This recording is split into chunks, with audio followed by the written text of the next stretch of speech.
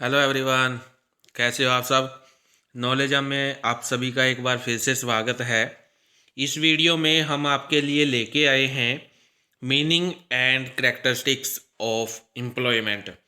Last में आपको एक पॉइंट और मिलेगा जिसमें मैंने difference between business profession and employment के बारे में बताया है कि इन तीनों के बीच में डिफरेंस क्या है, वो हम लास्ट में डिस्कस करेंगे। तो पहले हम एम्प्लॉयमेंट से शुरू कर लेते हैं कि एम्प्लॉयमेंट का मीनिंग क्या होता है, करैक्टरिस्टिक्स क्या होती है। देन उसके आगे हम बात करेंगे डिफरेंस के बारे में। तो शुरू करते हैं। पहले हम मीनिंग देख लेते हैं कि एम्प्लॉयमेंट का मीनिंग होता क्या है। जैसे कि मैंने पहले भी बताया था कि जो एम्प्लॉयमेंट होता है उसको हम हिंदी में क्या बोलते हैं, रोजगार। ठीक है, रोजगार यानी कि जो डेली करते हैं, किसके लिए, मनी को अर्न करने के लिए जो हम काम करते हैं दूसरों के लिए, वो आपका क्या होता है, एम्प्लॉयमेंट होता है, रोजगार होता है। ठीक है, क्या कहता है मीनिंग में, it refers that all economic activities, ये सभी इकोनॉमिक एक्टिविटीज़ को रेफर करता है, आर्थिक क्रियाएं जितनी भी होती हैं उनको रेफर करता है, अंडर विच, जिसके अंदर जो पीपल होते हैं, people work for others and receive remuneration in lieu thereof. क्या करते हैं, पीपल वर्क करते हैं फॉर अदर्स, दूसरों के लिए वर्क करते हैं और अपनी जो रेम्यूनरेशन है उसको वो रिसीव करते हैं। किसके बदले, जो उसने दूसरों के लिए काम किया है उसके बदले वो रेम्यूनरेशन प्राप्त करते हैं। वो रेम्यूनरेशन आपकी सैलरी भी हो सकती है, ठीक है, वो आपकी कमीशन भी हो सकती है। तो ये एम्प्लॉयमेंट का मीनिंग होता है कि जब एक पर्सन किसी दूसरे पर्सन के लिए क्या करता है, काम करता है और वो उससे उसके बदले क्या लेता है, रेम्यूनरेशन लेता है। ठीक है, एक तरह से क्या लेता है, पारिश्रमिक लेता है। तो वो आपका क्या होता है, वो आपका एम्प्लॉयमेंट कहलाता है। ठीक है, तो ये छोटा सा मीनिंग था एम्प्लॉयमेंट का। होप सो आपको समझ आ गया होगा कि एम्प्लॉयमेंट कहते किसे हैं। देन हम इसके बाद इसका करैक्टरिस्टिक्स के ऊपर आते हैं कि क्या क्या करैक्टरिस्टिक्स होती हैं। करैक्टरिस्टिक्स में फर्स्ट आता है सर्विस टू अदर्स, कि जैसे मैंने बताया मीनिंग के अंदर भी मैंने बताया कि जो आपका एम्प्लॉयमेंट होता है वो सर्विस टू अदर्स, आप क्या करते हो, दूसरों के लिए काम करते हो। ठीक है, दूसरों को सेवा प्रदान करते हो, दूसरों के लिए आप काम करते हो, दूसरों के यहाँ आप नौकरी करते हो एम्प्लॉयमेंट के अंदर। ठीक है, उसके बाद सेकंड पॉइंट क्या कहता है, पर्सनल सर्विस। अब पर्सनल सर्विस कैसे होती है, व्यक्तिगत सेवा कैसे होती है, क्योंकि जो आप सर्विस दे रहे हो, दूसरों के लिए आप काम कर रहे हो, किसके लिए कर रहे हो, खुद के लिए कर रहे हो। खुद के लिए क्यों कर रहे हो, तो उससे आपको क्या मिलती है, रेम्यूनरेशन मिलती है। ठीक है, वहाँ से आपको पारिश्रमिक मिलती है, जिससे आप जो आपकी बेसिक नीड्स होती हैं उनको क्या करते हो, पूरा करते हो। तो इसमें आप सर्विस टू अदर्स भी देते हो और ये पर्सनल सर्विस भी हो सकता है। आपका जो एम्प्लॉयमेंट होता है ये पर्सनल सर्विस भी होता है। उसके बाद थर्ड आता है एग्रीमेंट, कि जो आपका एम्प्लॉयमेंट होता है वो एग्रीमेंट होता है काम करने वाले के बीच में और काम करवाने वाले के बीच में। यानी कि जो ओनर होता है और जो सर्वेंट होता है उनके बीच में ये क्या होता है, एक तरह का कॉन्ट्रैक्ट होता है। मान लीजिए कोई कंपनी है, उसके अंदर एम्प्लॉई काम कर रहे हैं, ठीक है, वो वहाँ पे सर्विस दे रहे हैं, ठीक है, वो वहाँ पे सर्वेंट हैं, एम्प्लॉय हैं। तो इट मीन्स उनके बीच में कॉन्ट्रैक्ट हुआ है, एक फिक्स अमाउंट वहाँ पे क्या है, निश्चित की गई है। एक फिक्स अमाउंट के लिए वो वहाँ पे क्या कर रहा है, वर्क कर रहा है, सर्विस दे रहा है। तो इट मीन्स उनके बीच में वो एग्रीमेंट हुआ है कि मैं इतने मनी के बदले आपको क्या करूँगा, सर्विस प्रोवाइड करवाऊँगा। ठीक है, आपके लिए काम करूँगा। ठीक है, तो ये एक तरह का क्या हुआ, एग्रीमेंट हुआ। एम्प्लॉयमेंट एक तरह का एग्रीमेंट है। उसके बाद फोर्थ पॉइंट क्या कहता है, सर्वेंट। एम्प्लॉयमेंट में जो एम्प्लॉई काम करता है उसको सर्वेंट बोलते हैं। क्यों, क्योंकि ओनर दूसरा होता है और जब हम किसी के लिए काम करते हैं तो वो क्या होता है, सर्वेंट होता है। इट मीन्स हम उसको सर्विस दे रहे हैं। ठीक है, तो हम उसके लिए क्या हुए, सर्वेंट हुए, उसके नौकर हुए। ठीक है। तो एम्प्लॉयमेंट क्या है, एक तरह की नौकरी है, जैसे कि नौकरी में ही है वर्ड नौकर, ठीक है। तो ये आपका जो एम्प्लॉयमेंट है उसके अंदर जो एम्प्लॉय काम करते हैं वो एज ए सर्वेंट क्या करते हैं, वर्क करते हैं। उसके बाद फिफ्थ पॉइंट क्या कहता है, नो नीड ऑफ कैपिटल, कि जो आपका एम्प्लॉयमेंट होता है उसके अंदर आपको किसी भी प्रकार की कैपिटल लगाने की ज़रूरत नहीं पड़ती, आपको किसी भी प्रकार की इन्वेस्टमेंट नहीं करनी पड़ती, ठीक है।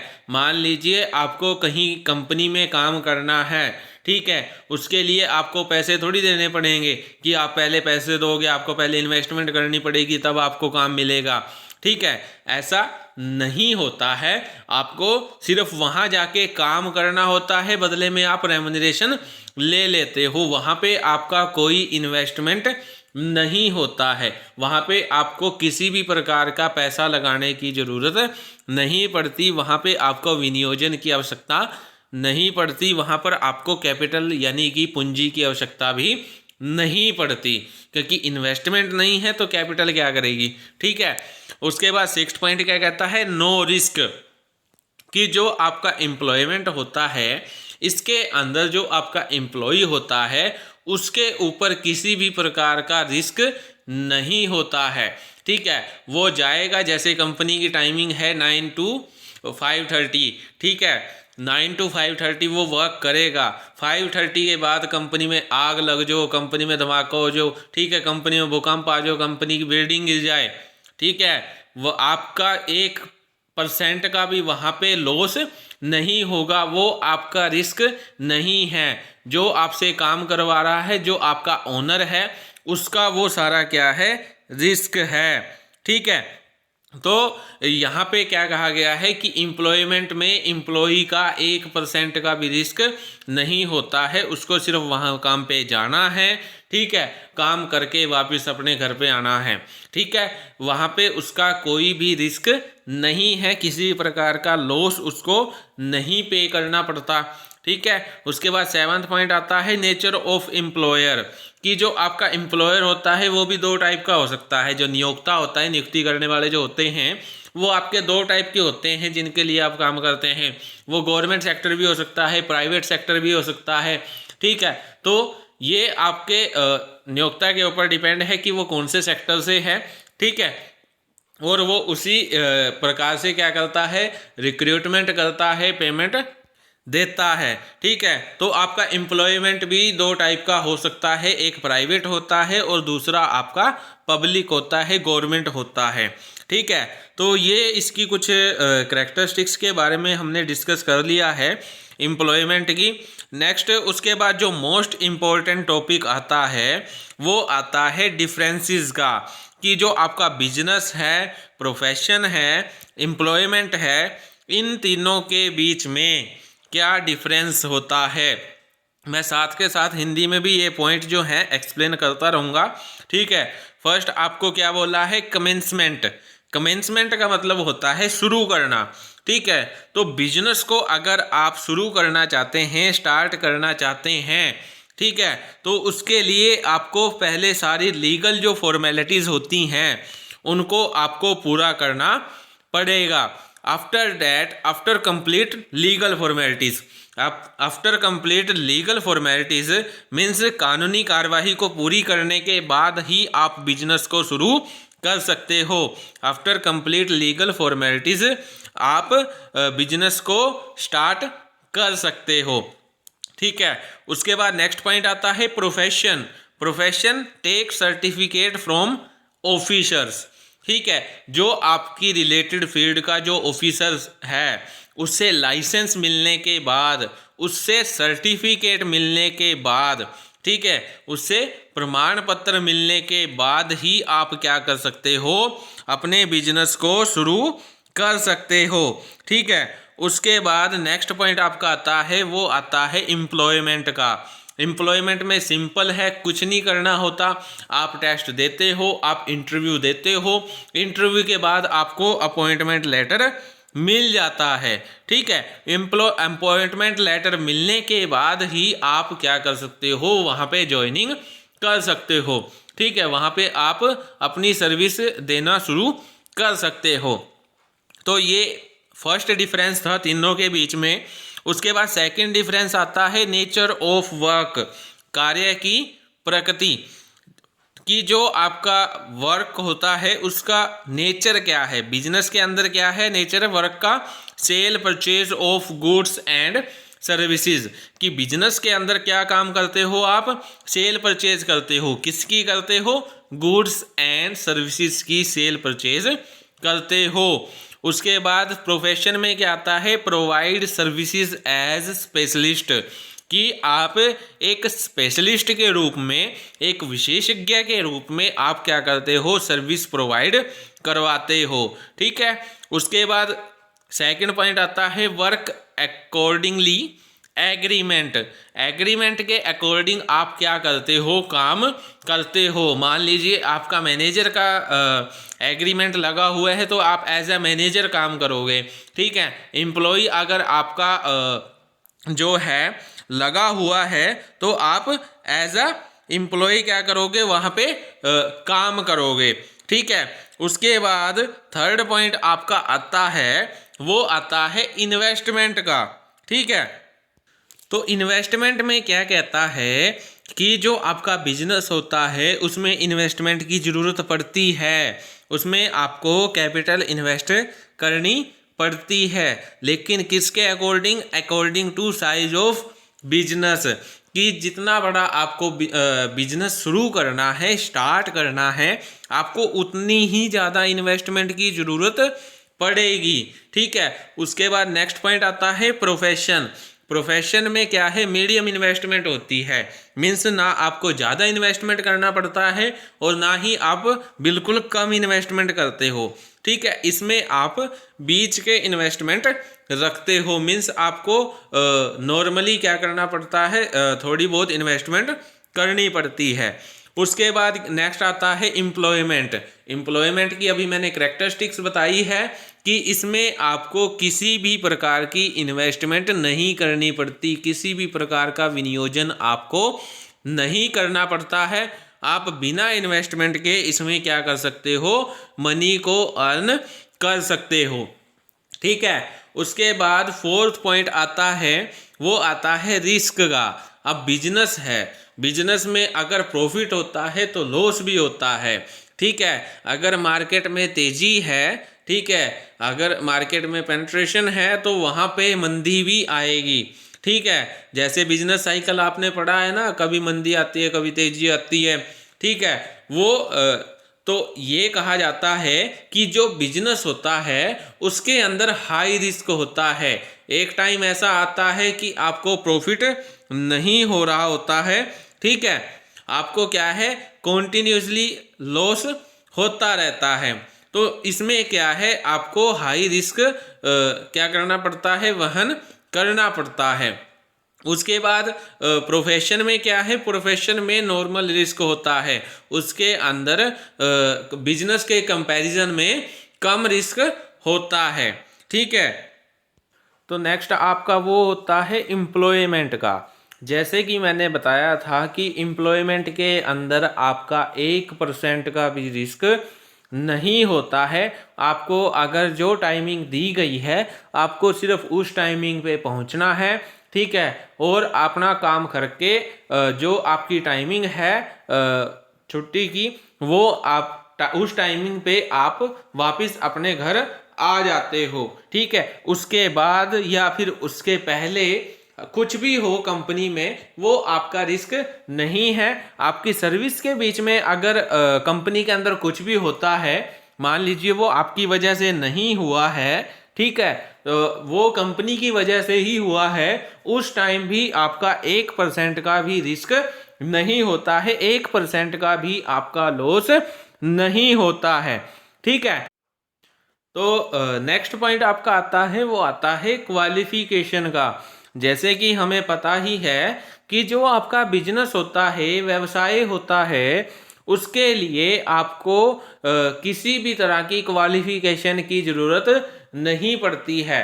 अगर आपकी कम्युनिकेशन स्किल्स अच्छी हैं, आपने इन्वेस्टमेंट अच्छी की है, ठीक है, आपकी मार्केट अच्छी है, आपकी कस्टमर के साथ जो बिहेवियर है वो अच्छा है, तो आप इजीली क्या कर सकते हो, बिजनेस को रन कर सकते हो। ठीक है, आपके पास मार्केटिंग की स्किल्स हैं तो आप बिजनेस क्या कर सकते हो, इजीली रन कर सकते हो। इसके लिए आपको किसी भी तरह की डिग्री या क्वालिफिकेशन की जरूरत नहीं पड़ती है।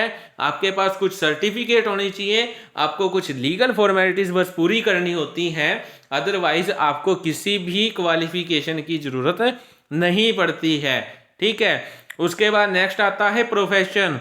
प्रोफेशन में आपका जो क्वालिफिकेशन है वो नेसेसरी है, कंपलसरी है। ठीक है, अगर आपको एडवोकेट बनना है तो आपके पास लॉ की डिग्री होना कंपलसरी है। ठीक है, अगर आपको डॉक्टर बनना है तो आपके पास एमबीबीएस की जो डिग्री है वो होना कंपलसरी है। इट मीन्स कहा जा सकता है कि जो आपका प्रोफेशन होता है उसके अंदर क्वालिफिकेशन जो होती है वो नेसेसरी होती है। ठीक है, उसके बाद नेक्स्ट पॉइंट आपका आता है, वो आता है एम्प्लॉयमेंट का।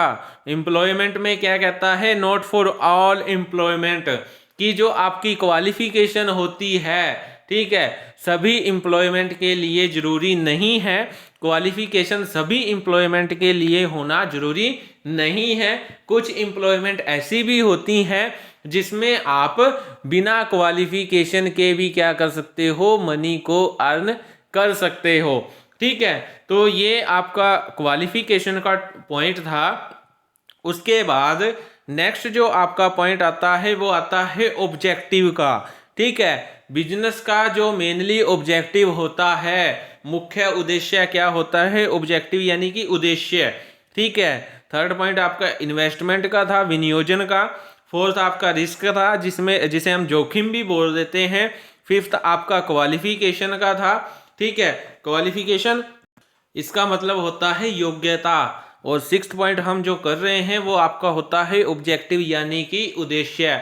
जैसे कि आपको पता ही है बिजनेस का जो मेनली जो ऑब्जेक्टिव होता है, मुख्य उद्देश्य क्या है, प्रॉफिट को अर्न करना। अगर आप बिजनेस ऑब्जेक्टिव्स को अलग से देखोगे, आगे मैं पॉइंट भी करवाऊंगा नेक्स्ट वीडियो, उसी के ऊपर आपकी आएगी, वो आपकी बिजनेस ऑब्जेक्टिव्स के ऊपर ही आएगी कि बिजनेस के क्या क्या ऑब्जेक्टिव्स होते हैं, मेनली क्या क्या ऑब्जेक्टिव्स होते हैं, उसके बारे में ही मैं नेक्स्ट वीडियो डालूंगा। लेकिन अभी हम एज ए डिफरेंस के तौर पर हम कर लेते हैं कि बिजनेस का जो ऑब्जेक्टिव होता है वो मनी अर्न करना होता है, प्रॉफिट अर्न करना होता है। उसके बाद प्रोफेशन आता है। प्रोफेशन का जो ऑब्जेक्टिव होता है वो अर्निंग करना होता है, लेकिन बाय सर्विसेज, यानी कि सर्विसेज प्रोवाइड करवाने के बदले क्या करना, मनी को अर्न करना, प्रॉफिट को अर्न करना। उसके बाद एम्प्लॉयमेंट आती है। एम्प्लॉयमेंट जो है उसका ऑब्जेक्टिव क्या है, सिर्फ आपको रेमुनरेशन अर्न करनी है, आपको सिर्फ सैलरी से मतलब है। ठीक है, आपको सैलरी चाहिए, ये आपका क्या है, उद्देश्य है। ये आपका एम्प्लॉयमेंट का ऑब्जेक्टिव होता है, सैलरी को अर्न करना, सैलरी रिसीव करना। उसके बाद सेवंथ पॉइंट आता है ट्रांसफर ऑफ इंटरेस्ट, हित का हस्तांतरण। ठीक है, हित यानी कि जैसे ओनरशिप लगा लीजिए, जो आपका इंटरेस्ट है वो आप बिजनेस के अंदर ट्रांसफर कर सकते हो। मींस आप अपनी ओनरशिप किसी और को दे सकते हो, आप अपना बिजनेस किसी और को सेल कर सकते हो। लेकिन जो प्रोफेशन होता है उसके अंदर आप अपनी डिग्री किसी और को नहीं दे सकते, आप अपनी क्वालिफिकेशन किसी और को नहीं दे सकते। ठीक है, तो जो प्रोफेशन होता है उसके अंदर इंटरेस्ट का ट्रांसफर नहीं होता है। ठीक है, तो ये आपका पॉइंट था ट्रांसफर ऑफ इंटरेस्ट का प्रोफेशन में। उसके बाद नेक्स्ट आता है एम्प्लॉयमेंट में। एम्प्लॉयमेंट में आप क्या करते हो, एम्प्लॉयमेंट के अंदर आप जो है इंटरेस्ट को ट्रांसफर नहीं कर सकते। जैसे कि हमने बिजनेस मैनेजमेंट में 3 पॉइंट पढ़े थे। जैसे मैनेजमेंट में पढ़ते हैं, आपका अकाउंटेबिलिटी होता है, रिस्पॉन्सिबिलिटी होता है और लाइबिलिटी होता है। ठीक है, मीन्स जिसको लायबिलिटी दी जाती है उसी की वो रिस्पॉन्सिबिलिटी बनती है कि वो उसको पूरा करे। अगर वो पूरा नहीं कर सकता तो अकाउंटेबिलिटी यानी कि जवाबदेही भी उसी की बनती है। तो यहाँ पे ये कहा जाता है कि जिसको काम सौंपा गया है, जिसको काम दिया गया है, जिसको अपॉइंट किया गया है वही काम करेगा, उसके बदले कोई और वहां पे आके काम नहीं कर सकता। उसके बाद नेक्स्ट पॉइंट आता है, वो आता है टेस्ट ऑफ एफिशिएंसी। ठीक है, योग्यता की जांच करना। आप बिजनेस में योग्यता की जांच कैसे करते हो, कैसे आप पता लगाते हो कि जो बिजनेस है उसकी गुडविल अच्छी है? प्रॉफिट अर्निंग से। ठीक है, कि वो हर ईयर, एवरी ईयर वो कितना प्रॉफिट अर्न कर रहा है, कितना प्रॉफिट वो अपना इंक्रीज कर रहा है, वहां से आप एज्यूम करते हो कि जो आपका बिजनेस है उसकी जो एफिशिएंसी है वो क्या है, अच्छी है। ठीक है, उसके बाद नेक्स्ट पॉइंट आता है प्रोफेशन का। प्रोफेशन में यानी कि जो सर्विसेज आप प्रोवाइड कर रहे हो उनकी क्या क्वालिटी है। अगर वो अच्छी क्वालिटी की है तो इट मीन्स आप क्या हो, एफिशिएंट हो। जो प्रोफेशनल पर्सन है वो एफिशिएंट है। ठीक है, अगर उसकी जो सर्विस की क्वालिटी है वो पुअर है, अच्छी नहीं है, ठीक है, लो क्वालिटी की वो सर्विसेज प्रोवाइड करवा रहा है, इट मीन्स उसको, उसका जो प्रोफेशन है वो अच्छा नहीं है। मीन्स जो प्रोफेशनल जो पर्सन है वो एफिशिएंट नहीं है। उसके बाद एम्प्लॉयमेंट। एम्प्लॉयमेंट में आप टेस्ट ऑफ एफिशिएंसी कैसे करते हो? सैक्रिफाइसेस फॉर जॉब, की जो आपका एम्प्लॉयमेंट है उसके अंदर रेडीनेस कितनी है, ठीक है, उसके अंदर तत्परता कितनी है काम करने की, ठीक है, वो जॉब के लिए कितना सैक्रिफाइस करता है, ठीक है, कितना आत्मसमर्पण है, वो जॉब के लिए आत्मसमर्पित करता है खुद को। ये सारा कुछ आपका एफिशिएंसी बताता है एम्प्लॉय की। अगर वो पूरी तरह से आत्मसमर्पित है, ठीक है, इट मीन्स वो पूरे सेक्रीफाइसेस करता है जॉब के लिए, तो इट मीन्स वो क्या है, एफिशिएंट पर्सन है। मीन्स वो अपनी जॉब के लिए डेडिकेटेड है। ठीक है, तो यहाँ पे आप टेस्ट ऑफ एफिशिएंसी कैसे करते हो? जॉब के लिए उसके सेक्रीफाइसेस देख के। ठीक है, उसके बाद 9th पॉइंट आता है कोड ऑफ कंडक्ट यानी कि आचार संहिता। आचार संहिता मैंने बताई है ना, आचार संहिता यानी कि जो आपके आचार संहिता क्या है, आचार संहिता आपकी लॉयल्टी आती है, ऑनेस्टी आती है, नॉर्म्स आते हैं, ठीक है, वो आपके सारे आपके कोड ऑफ कंडक्ट के अंदर होते हैं। ठीक है, ये बिजनेस के ऊपर कोई एप्लीकेबल नहीं होता, क्योंकि बिजनेस में आप कभी कभी क्या कर देते हो, विंडो ड्रेसिंग भी कर देते हो। ठीक है, इट मीन्स आप बिजनेस का सही सही जो चित्र है, सही सही जो गुडविल है, जो उसका एक्चुअल जो उसकी क्या है गुडविल है, वो आप शो नहीं करते हो, झूठे दिखावों से प्रभावित करते हो। एक्चुअल में अगर आपका बिजनेस लॉस में चल रहा है तो वहां पे आप ये थोड़ी दिखाओगे कि आपका बिजनेस लॉस में चल रहा है, आप उल्टा क्या दिखाओगे कि आपका बिजनेस जो है वो प्रॉफिट में चल रहा है। अगर आपने दिखा दिया कि आपका बिजनेस लॉस में चल रहा है तो आपका जो बिजनेस है वो क्या हो सकता है, बंद हो सकता है। तो यहाँ पे आप कोड ऑफ कंडक्ट एप्लीकेबल नहीं कर सकते। उसके बाद प्रोफेशन आता है। प्रोफेशन की तो हमने कैरेक्टरिस्टिक्स में ही पढ़ा था, ठीक है, इससे पीछे जो मैंने वीडियो बनाई है वो प्रोफेशन के ऊपर ही बनाई है बिजनेस स्टडी में, ठीक है, उसके अंदर आपका कैरेक्टरिस्टिक्स के अंदर ही लिखा है।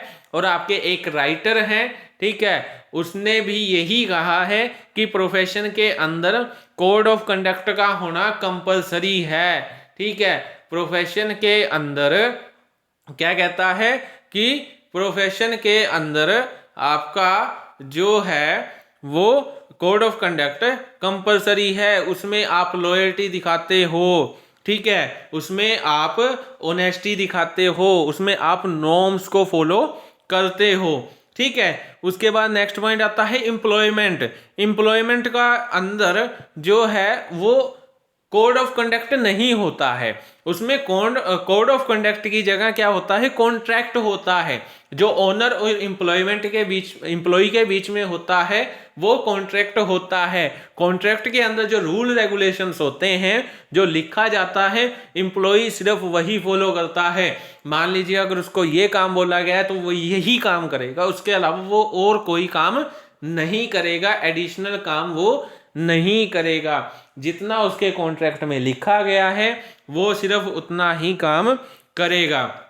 ठीक है, तो ये आपके डिफरेंसेस थे बिजनेस, प्रोफेशन एंड एम्प्लॉयमेंट के बीच में। ये आपका मोस्ट इंपॉर्टेंट टॉपिक बनता है। यहाँ से आप इनकी कैरेक्टरिस्टिक्स भी बना सकते हो, ठीक है, इनके प्रॉफिट्स भी बना सकते हो, एडवांटेजेस यानी कि जिसे हम बोल देते हैं, इनकी डिसएडवांटेजेस भी आप इस डिफरेंस से बना सकते हो। मीनिंग तो आपको इजीली क्लियर हो ही गया होगा तीनों के बीच में कि क्या क्या इनके मीनिंग बन सकते हैं। ठीक है, तो ये आपका बेसिक सा डिफरेंस था जो कि मोस्ट इंपॉर्टेंट टॉपिक माना जाता है पेपर के पॉइंट ऑफ व्यू से।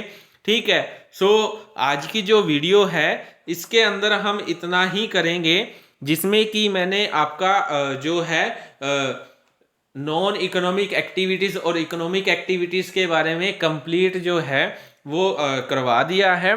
ठीक है, उसके जो 3 जो मैंने बताए थे, एम्प्लॉयमेंट, बिजनेस और जो आपका प्रोफेशन है, वो भी मैंने कंप्लीट करवा दिए हैं।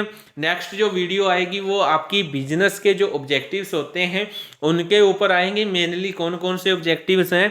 ठीक है, अगर इस वीडियो से रिलेटेड आपको कोई भी डाउट है, जो मैंने टॉपिक्स इसके अंदर कवर करवाए हैं उनसे रिलेटेड अगर आपको कोई भी डाउट होता है तो आप नीचे जो कमेंट बॉक्स होता है उसके अंदर आप मेरे से डाउट पूछ सकते हो। ठीक है, सो आज की वीडियो में इतना ही। Thank you very much for watching my video. For more knowledge, for more videos, please like, share and subscribe my YouTube channel. Thank you, take care.